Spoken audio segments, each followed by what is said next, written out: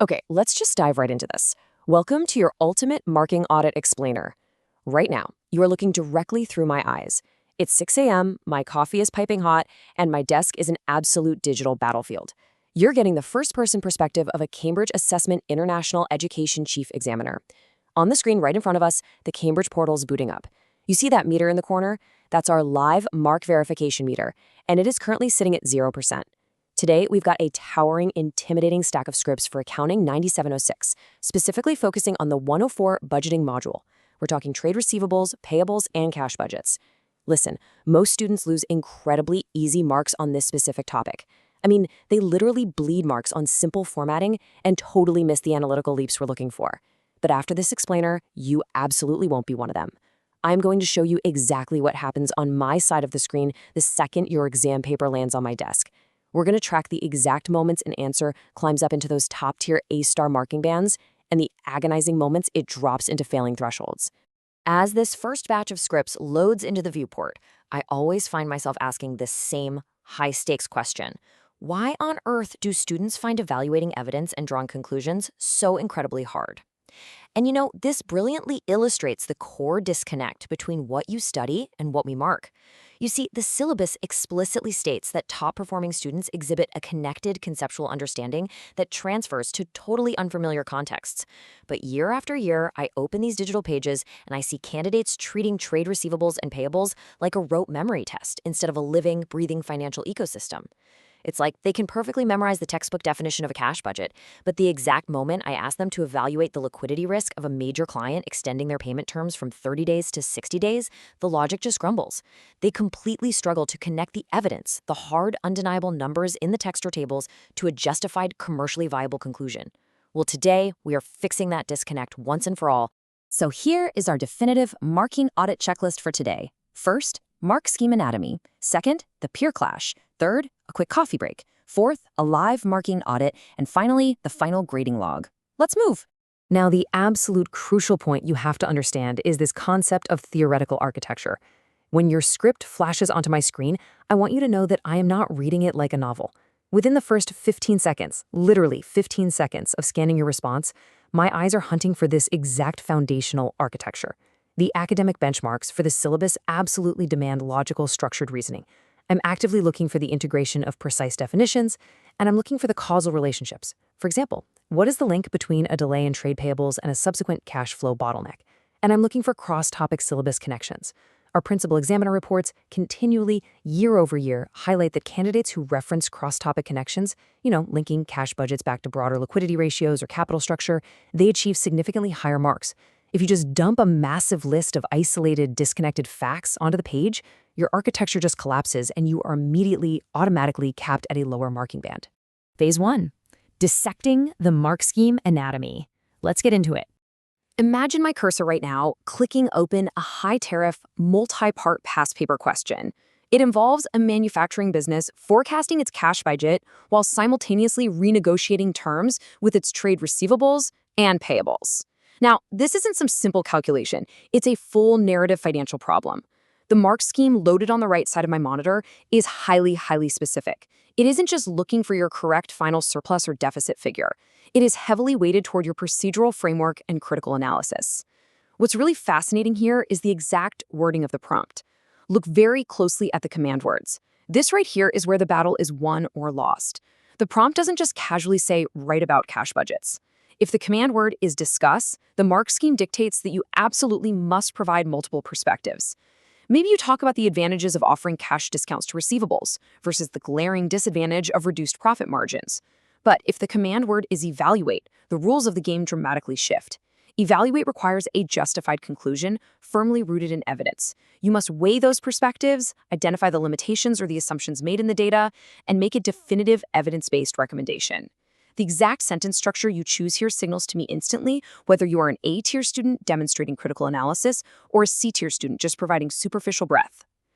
And here is a direct, incredibly urgent alert straight from the principal examiner reports, and it's literally flashing in bright red on our grading interface right now. Students lose marks by not showing working. Even if your final answer is wrong, method marks can save you. Honestly, I cannot overstate this enough. Systematic processing follows a standardized sequence. You have to identify key elements, apply relevant principles, execute your analysis with very clear working, verify the results, and then present them in the appropriate format. Look, when you do all the math silently on your calculator and just write down a final forecasted cash balance, you are walking a tightrope without a safety net. Think about it. If you made one tiny, minor arithmetic error in month 2, your final answer in month 6 is going to be wrong. And without seeing your workings, my hands are tied. I cannot award you a single method mark. You get a massive 0 for that entire calculation string, which is just heartbreaking to grade. But look at this number on the screen, 80. Why 80? Because in a highly complex cash budgets or trade receivables calculation, you can literally get the final answer completely 100% incorrect. But if you have meticulously documented your step-by-step methodology, showing me exactly how you calculated that 2-month credit delay, showing me the specific receipt and payment allocations line by line, you can still secure up to 80% of the total marks for that specific question. We call this the method mark strategy in the marking room. I'm awarding marks for your procedural process, your logical sequence, and your correct application of accounting principles, even if your thumb slipped on the calculator for the final addition. So please, for the love of accounting, never ever skip showing your workings. Phase 2, the apprentice-peer clash. Okay, I'm splitting the viewport on my monitor right now. On the left side, we have student alpha. Let's call him Alex. On the right, we have student beta, Sam. They are actively debating how to write a model response to the exact high tariff evaluate question we just reviewed regarding trade receivables and payables.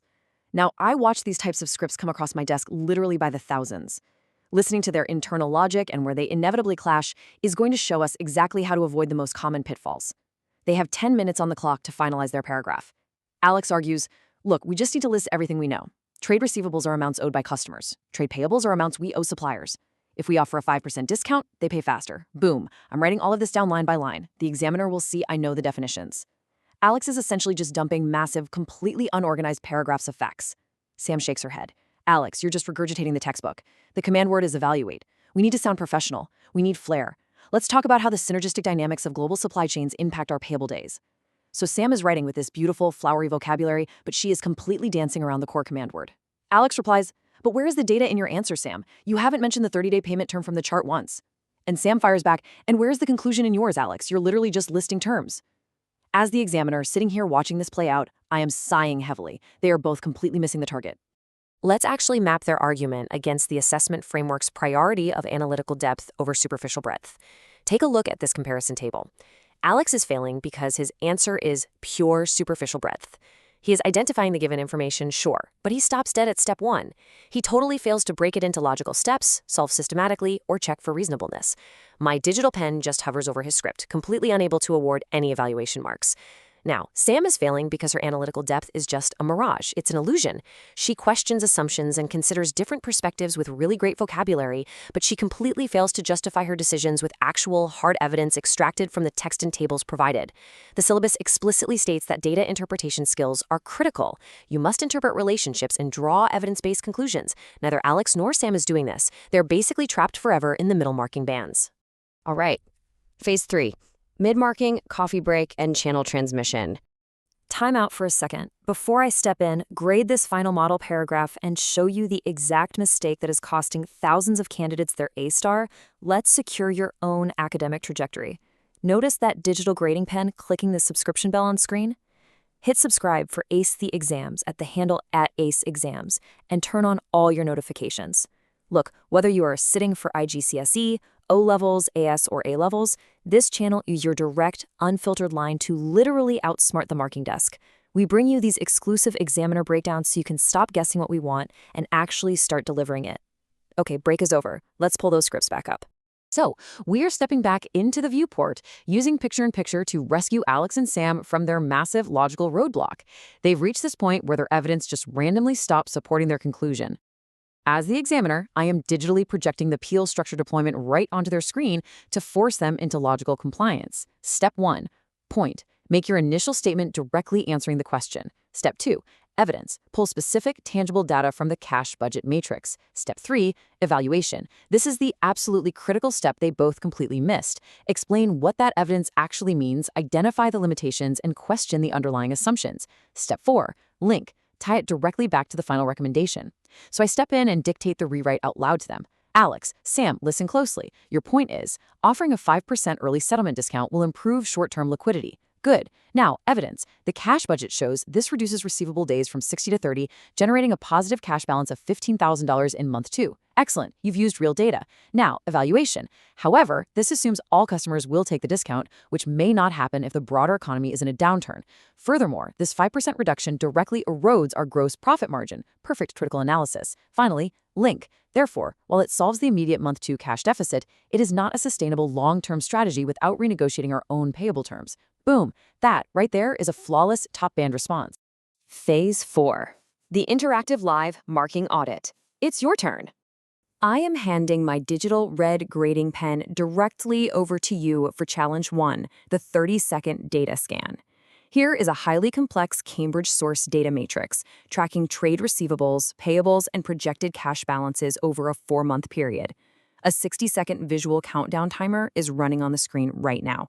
As the examiner, I expect you to extract the single highest yielding trend, and I expect you to do it instantly. Look closely at the numbers. Receivables are completely steady at $40,000, but payables are jumping from $20,000 in month 1 to $50,000 in month 3. Meanwhile, the cash balance violently plummets into a deficit in month 3. So what is the relationship? 10 seconds left. 5. Time's up. The highest yielding trend isn't just stating the deficit itself, it's identifying the causal relationship. The massive spike in trade payables falling due in month 3 perfectly aligns with the cash deficit, indicating a severe misalignment in their working capital management. If you spotted that the business is paying its suppliers way faster than it is actually collecting from its customers, congratulations, you just earned your analytical marks. Now, before we jump into our next challenge, let me pull back the curtain and reveal the top 3 examiner warnings, pulled directly from the principal examiner reports. I promise you, these exact errors cost thousands of candidates their top grades every single year. Warning 1. Using the wrong approach for the wrong context. This means applying a rigid, memorized formula without stopping to consider if the scenario is a brand new startup or a massive established firm. Context is everything. Warning 2. Forgetting format and presentation. The syllabus firmly demands strict conventions. I'm talking proper headings, correct terminology, appropriate formats. A cash budget without clear month-by-month headings and a distinct net cash flow line is fundamentally structurally compromised. Warning 3. Answers that are not specific to the context given. Generic, textbook answers score an absolute 0 for evaluation. You must use the name of the business in the specific numbers provided in the scenario. Let's actually apply that right now to Challenge 2, Spot the Penalty. Take a good look at this authentic, fundamentally flawed student paragraph. It reads, "The cash budget shows receivables will pay, making the business successful." I want you to locate the exact descriptive fluff in that sentence that forfeits 5 critical marks. Where is the weak link? Take a second. All right, I'll take my red digital marker and highlight it for you. The phrase will pay is an assumption. It is absolutely not a fact. More importantly, making the business successful is vague, generic fluff. Successful how? Exactly. Are we talking in terms of profitability, liquidity, solvency? This sentence completely lacks specific context. It completely ignores the formatting of actual data, and it totally fails to evaluate the quality of the evidence. It identifies 0 limitations and offers 0 alternative interpretations. Bam! 5 marks instantly gone. Finally, Phase 5, the final grading log and outro. So, Alex and Sam have finally assembled their flawless response paragraph. They used the peel structure and successfully incorporated specific data points from the matrix. They completely avoided the generic fluff, they clearly showed their workings, and they actually evaluated the assumptions. As I type this into the Cambridge system interface, watch the meter. The mark verification meter hits 100%. A perfect full mark score is officially logged. How did they finally hit those top-tier marking bands? By strictly, uncompromisingly adhering to the deconstruct, solve, evaluate procedural framework. This is your ultimate safety net on exam day. Step 1, identify the given information from the text and tables. Step 2, break the problem into logical steps. Do not just rush blindly to the final answer. Step 3, solve systematically, ensuring your workings are crystal clear to secure every single one of those method marks. Step 4, check for reasonableness. Look at your answer. Does a cash deficit of $1 million make any logical sense for a small local bakery? Probably not. Recheck your math. Step 5. Make justified recommendations based on the evidence, evaluating the limitations of your own conclusion. To distill this entire intense examiner POV session down, I want to leave you with 3 unshakable universal marking truths for tackling any accounting paper. First, the 15-second structure scan. You have to recognize that examiners look for your logical architecture immediately. If you bury your brilliant thesis at the very bottom of a chaotic, rambling paragraph, there's a very real chance we might miss it. Put it up front. Second, the mark per minute velocity rule. Always look at the tariff of the question. If it's a 15-mark question, you should roughly spend 15 minutes on it. Do not sit there and spend 20 minutes calculating a tiny 5-mark cash budget line item. Move on. Third, the final quality review pass. Always leave time at the end of the exam to check that your final recommendation actually answers the specific command word asked in the prompt. As I shut down the grading portal and log off for the day, I want to leave you with this final, crucial parting wisdom, straight from the academic benchmarks. Top-performing students exhibit connected conceptual understanding transferable to unfamiliar contexts. That, right there, is your ultimate goal. Stop memorizing isolated facts and start truly understanding the financial ecosystem. When you do that, you don't just pass the exam, you genuinely master the discipline. And that completely wraps up our Marking Audit Explainer for today. You now know exactly how to secure every possible mark in trade receivables, payables, and cash budgets. But look, the work doesn't stop here. To ensure you continuously outsmart the marking desk, make sure you hit that subscribe button for @AC Exams and click the notification bell for our weekly examiner breakdowns. I want to hear from you right now in the comments. What is your specific subject, your qualification level, and your current target grade? Drop all of that in the comments below. Keep practicing those past paper questions, apply the PO structure relentlessly, and I will see you in the next masterclass. But before you go, I want you to ask yourself this one final question. In a modern global economy where payment terms are constantly shifting and supply chains are always delayed, is cash still king? Or is the timing of your cash the true undisputed ruler of your business? Stay focused and keep learning.